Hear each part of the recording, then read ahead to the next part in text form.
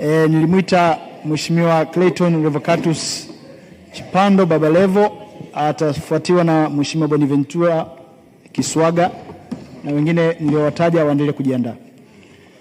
Asante sana Mheshimiwa Mwenyekiti kwa kunipa nafasi hii adhimu na mimi niweze kuchangia mawili matatu kwenye mpango wa miaka 50 ya maendeleo ya nchi yetu ya Tanzania.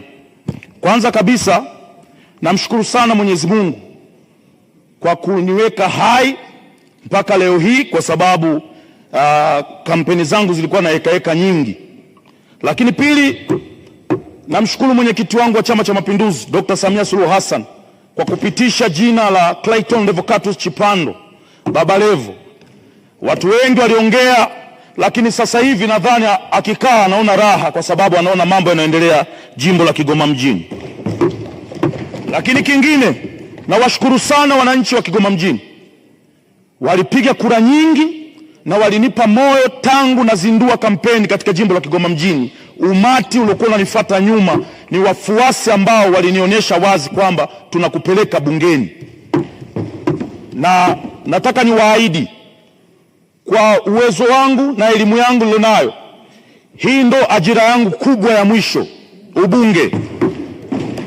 Nitawatumikia kwa nguvu zangu zote kuhakikisha na kuwa mbunge bora katika bunge hili la Jamhuri ya Muungano wa Tanzania. Baada ya shukrani, naomba nimpongeze waziri wangu, mzee wangu Kitila. Kitila ni mmoja kati ya magenius. Mimi nilikuwa na Kitila zamani, tulikuwa naye Chadema, tulifukuzwa wote. Kama anakumbuka, tulifanya press pale pamoja kikundi chetu. Sasa tuko kwenye chama kikubwa, Chama cha Mapinduzi. Mungu akujalie sana, uendelee kutusaidia kwa mawazo haya ambayo umeyaleta katika mpango huu wa serikali. Kwa haraka naomba nijikite katika upande wa vijana. Nimeona mambo mengi sana yameelezewa namna bora kuweza kuwasaidia vijana katika mpango huu wa miaka 50 ya maendeleo ya nchi yetu ya Tanzania. Mheshimiwa Waziri na Mheshimiwa Mwenyekiti, vijana hawataki kona, vijana wanataka hela. Naomba sana mpango huu upunguze kona kwenye namna ya kumfikishia kijana hela. Kijana anataka pesa, na nitawaambieni ukweli. Mkiangalia mara nyingi sana tumekuwa tunasisitiza hapa vijana wajiajiri. Wazee, kujiajiri lazima uwe na hela. Unajiajirije? Ukitaka kujiajiri, ukiniambia mimi wakati niko nje ya bunge, Baba Levo jiajiri, najiajirije? Na maana nifungue biashara yangu. Biashara naifungua na nini? Tupunguze masharti ya vijana kuweza kukopa. Tunaweka masharti magumu. Mtu kama Linex anataka kukopa, unamwambia alete hati ya nyumba. Linex ana nyumba.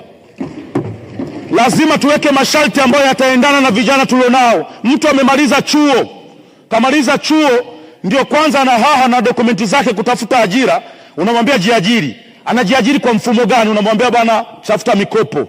Anaenda kwenye mikopo. Benki zetu tunazijua, zina vigezo ambavyo hivyo vigezo vinamtaka awe na mali ambayo ameshika iweke kama dhamana.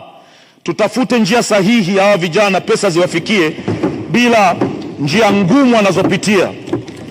Mimi nitawaambieni ukweli, mimi ni mfano.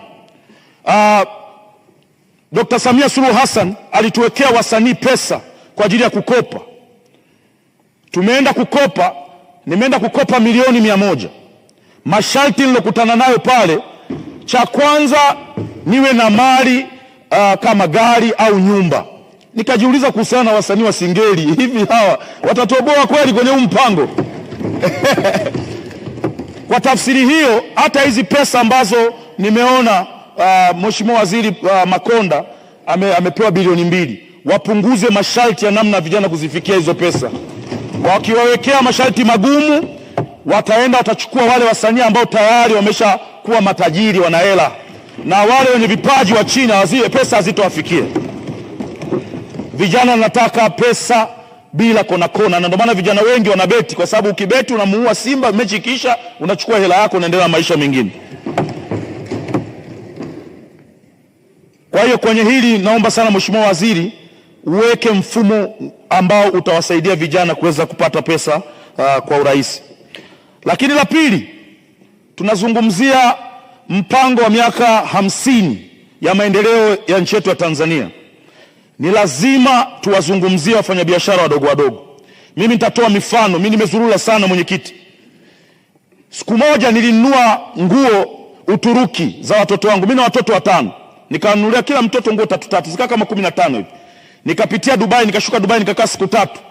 Sikudaiwa wala sikuzuiliwa pale airport. Nilipokuja na zile nguo nilivyoshuka nazo airport Tanzania, wakaniambia natakia nizilipie ushuru nguo za watoto wangu. Kwa lazima tutengeneze hii. Kanipa picha kwamba wafanyabiashara wadogo wadogo kuna namna ambavyo wanafinywa kiasi kwamba hata kile kidogo alichonacho kinaondoka. Mfanyabiashara na simu 2, simu 3, mwacheni apite. Kama kunaonekana kuna ugumu wa kufuta hizi kodi ndogo ndogo, si dhahabu zipo, tuuze tu, tupunguze hizi kodi ndogo ndogo. Naomba sana Mheshimiwa Mwenyekiti yazingatiwe haya, kwa sababu kama tunawasaidia wawekezaji wakubwa, lazima tuwakumbuke na hawa wawekezaji wadogo wadogo. Kama mtu anaweza kwenda na simu 5 Dubai akapita bila kuulizwa chochote, kwa nini akipita nazo hapa kwetu inakuwa tatizo? Twendeni tukambane sokoni wakati anauza. Tupunguze mauzo ya keshi, tuweke katika mfumo. Watu watumie kadi, watumie hizi nani za kulipa kwa digital. Mtaiona hela. Mimi nimeenda China, mtu anauza bamia, anakupa ile Alipay, unaskani, hela inaingia moja kwa moja kwa serikali. Lakini kiuhalisia kwa mfumo huu wa kuwabana hawa wadogo wadogo, mtawabana, watakufa, mtatengeneza wakubwa, wakubwa watawanyonya wadogo. Naomba sana hilo nalo lizingatiwe. Na katika mpango huu Mzee Kitila nimeuangalia, nimeona kabisa sasa ni muda mwafaka wa kuitangaza bandari ya Kigoma kuwa ndio kitovu cha biashara kwa kanda ya Ziwa, kwa sababu sisi ndo tuko karibu na Kongo, na Kongo ndo nchi pekee yenye watu wengi katika ukanda wetu huu. Na Kongo, bahati nzuri, tumepata bahati, sio wana matumbo mazuri, wanakula kila kitu ambacho tunakitoa Tanzania tunakipeleka kule.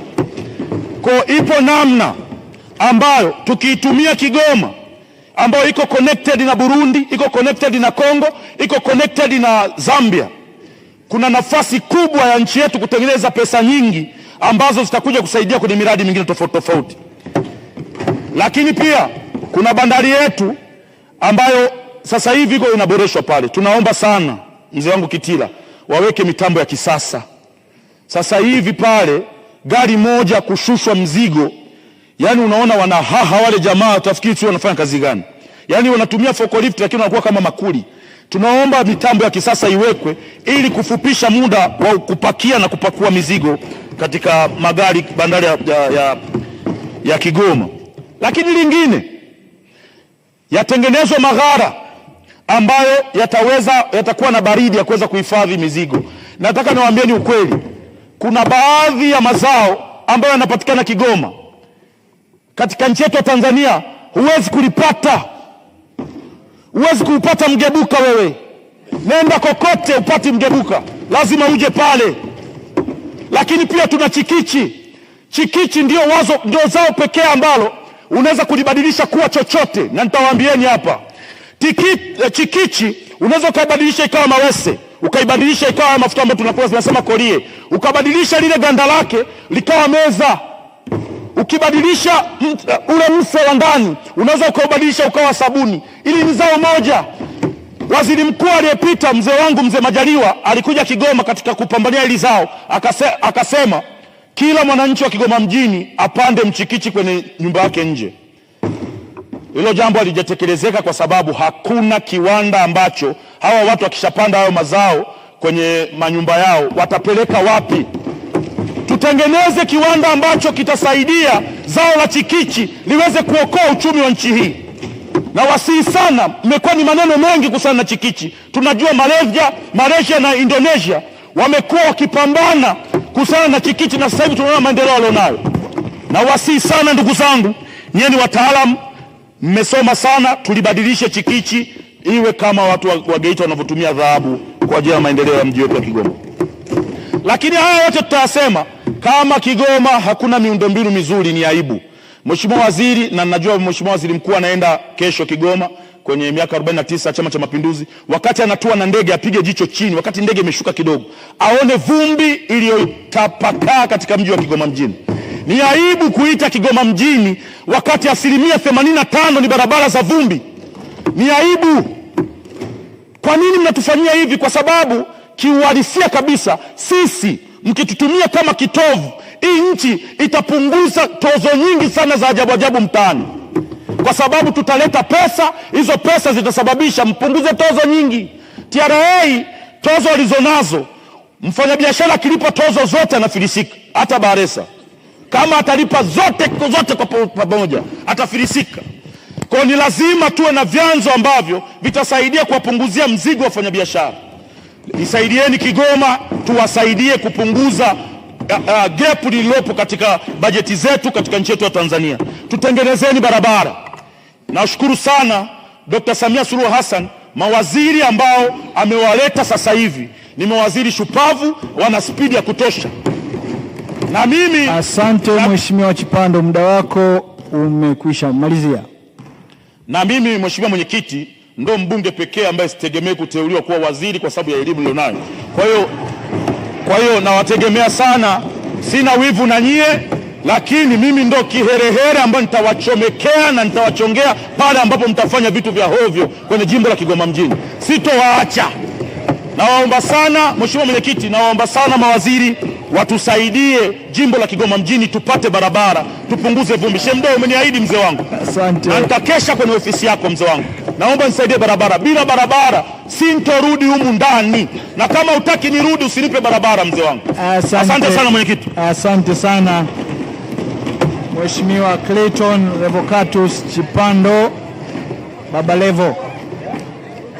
Nilimwita Mheshimiwa Bonaventura Desteri Kiswaga, atafuatiwa na Mheshimiwa Dickson Lutevele Villa, atafuatiwa Mheshimiwa